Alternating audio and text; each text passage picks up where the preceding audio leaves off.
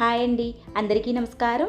ఈరోజు మన ఛానల్లో మరో సరికొత్త రెసిపీ తోటి మీ ముందుకు వచ్చేసానండి. మన ఆరోగ్యానికి ఎంతో మేలు చేసే రాగి పిండిలో ఈ పొడిని వేసి పకోడీని చేశారంటే టేస్ట్ అయితే చాలా బాగుంటుందండి. ఎక్కువ ఆయిల్ పీల్చకుండా, గ్యాస్ ప్రాబ్లం లేకుండా చాలా హెల్తీగా చేసుకోవచ్చు ఈ పకోడీని. ఈవినింగ్ స్నాక్స్ కింద అయితే చాలా బాగుంటాయండి ఈ పకోడీ. ఎక్కువ రోజులు కూడా స్టోర్ చేసుకోవచ్చు. ఈ కరకరలాడే పకోడీని ఎలా తయారు చేసుకోవాలో లేట్ చేయకుండా దీని ప్రాసెస్ ఏంటో చూసేద్దాం. ఈ రెసిపీ కోసం ముందుగా అరకప్పు పల్లీలను తీసుకుని దోరగా వేయించి పైన పొట్టు తీసి మిక్సీ జార్లో వేసుకోండి. ఇప్పుడు ఇందులోకి 5 ఎండుమిరపకాయలను తీసుకోండి. పైసలు ఎక్కువ కావాలనుకున్న వారు 2 ఎక్స్ట్రా అయినా వేసుకోవచ్చు. ఇప్పుడు వీటిని నీళ్లు పోయకుండా కొంచెం బరగ్గా మిక్సీ పట్టుకోండి.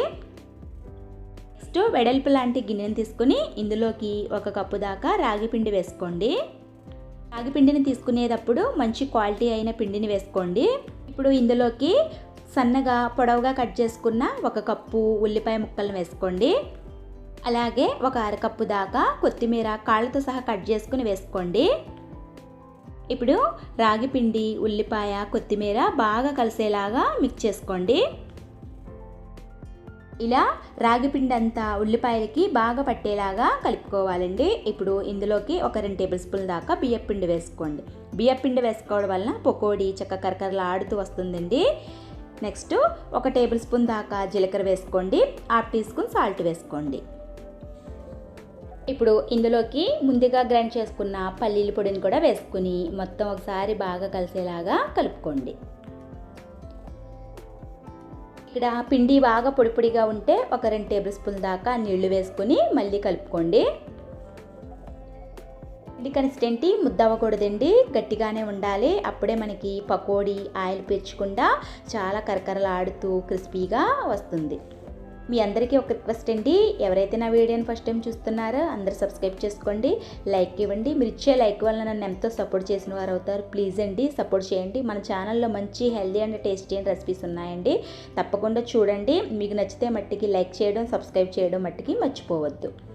ఈ విధంగానే పిండి గట్టిగానే ఉండాలండి. మనం పకోడీకి ఎలా అయితే ప్రిపేర్ చేసుకుంటామో పిండిని ఈ విధంగానే ఇలా పొడి పొడిలాడుతూ ప్రిపేర్ చేసుకోండి.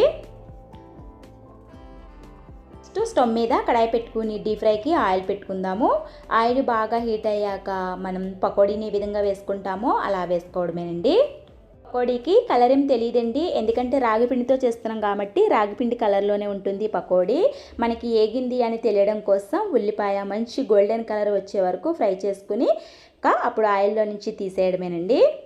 మంచి క్రిస్పీగా వచ్చాక ప్లేట్లోకి తీసుకుని వేడివేడిగా సర్వ్ చేసుకుంటే టేస్ట్ అయితే చాలా బాగుంటుందండి. హెల్దీ కూడా, ఆయిల్ కూడా ఎక్కువ పీల్చదు. కరకరలాడే పకోడీ మనకి రెడీ అయినట్టే. పకోడీ గ్యాస్ ప్రాబ్లం కూడా ఉండదండి. మనం నార్మల్గా వేసే శనగపిండి పకోడీ కన్నా ఈ రాగిపిండి పకోడీ చాలా బాగుంటుంది. టేస్ట్ కూడా మీరే డిఫరెన్స్ తెలుస్తుంది, అంత బాగుంటుందండి. ఎక్కువ రోజులు కూడా స్టోర్ చేసుకోవచ్చండి. సాయంత్రం పూట టీ టైమ్ స్నాక్స్ కింద అయితే చాలా బాగుంటాయి, తప్పకుండా ట్రై చేయండి. ఫ్రెండ్స్, ఈ రాగిపిండి పకోడీని మీరు కూడా ఇంట్లో ట్రై చేసి మీకు ఎలా కుదిరిందో, టేస్ట్ ఎలా ఉందో మీ అభిప్రాయాలని నాతో షేర్ చేసుకోండి. మీకు నచ్చినట్లయితే ఈ వీడియోని మీ బంధువులకి, స్నేహితులకి షేర్ చేయండి. మరిన్ని హెల్తీ అండ్ టేస్టీ అయిన రెసిపీస్ కోసం నా ఛానల్ సబ్స్క్రైబ్ చేసుకోండి, లైక్ ఇవ్వండి. మీరు ఇచ్చే లైక్ వల్ల నన్ను ఎంతో సపోర్ట్ చేసిన వారు అవుతారు. మళ్ళీ ఒక మంచి హెల్తీ అండ్ టేస్టీ అయిన రెసిపీ తోటి మీ ముందుకు వస్తానండి. అంతవరకు అందరికీ బాయ్ అండి.